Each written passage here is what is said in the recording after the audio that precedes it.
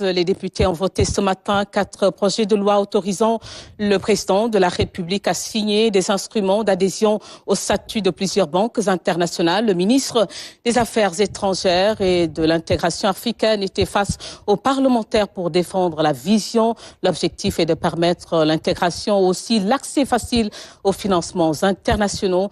Plus de marge de manœuvre lui est donnée dans la mise en œuvre de la politique de gouvernance des nouvelles autorités. La synthèse des travaux avec Claire Diop. C'est au total 4 projets de loi qui ont été votés par l'Assemblée nationale.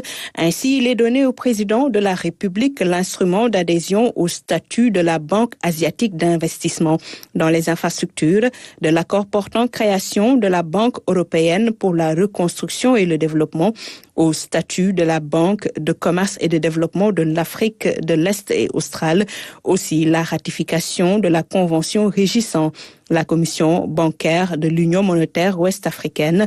Face aux députés du peuple, le ministre des Affaires étrangères, des Sénégalais de l'extérieur et de l'intégration, Yacine Fall, est revenu sur la pertinence, aussi l'importance de cette démarche des nouvelles autorités. L'exposé des motifs fait, plusieurs parlementaires ont pris la parole pour une série de questions, aussi d'éclaircissements.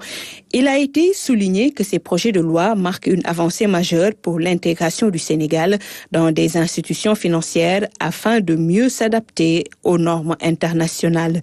Les évolutions du secteur bancaire ces dernières années justifient à plus d'un titre la démarche du gouvernement.